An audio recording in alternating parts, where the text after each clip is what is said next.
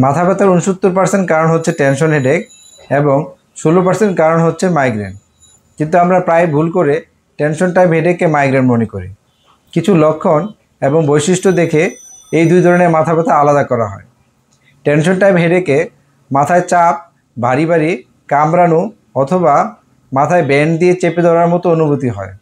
অন্যদিকে মাইগ্রেনে দগদগ, ঝিলকানো অথবা হাতুড়ি পেটানোর মতো ব্যথা হয়।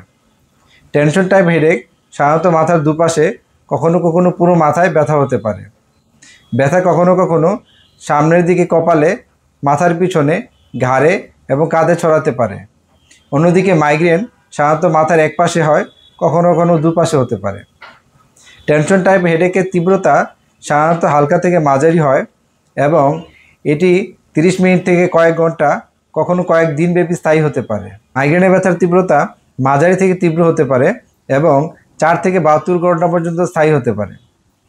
টেনশন টাইপ হেডেক সাধারণত দিনের শেষ অংশে, অর্থাৎ বিকেলে বা সন্ধ্যায় শুরু হয়।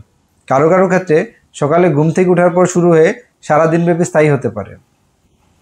মাইগ্রেন সাধারণত নির্দিষ্ট কোনো টাইম নেই, দিনে বা রাতে যে কোনো সময় শুরু হতে পারে। টেনশন টাইপ হেডেকে মাথা ব্যথার সাথে মেজাজ খিটখিটে, অস্থিরতা এবং নিদ্রাহীনতা হতে পারে। অন্যদিকে মাইগ্রেনে বমি, বমি ভাব, আলো, শব্দ এবং ঘ্রাণের প্রতি অতি সংবেদনশীলতা থাকতে পারে।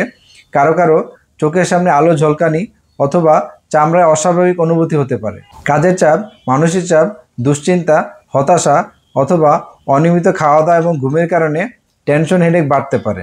অন্যদিকে মাইগ্রেন সাধারণত অতিরিক্ত আলো, শব্দ, ঘ্রাণ অথবা নির্দিষ্ট কিছু খাবার যেমন চা, কফি, চকলেট, চিজ এবং কোল্ড ড্রিঙ্কসে বাড়তে পারে।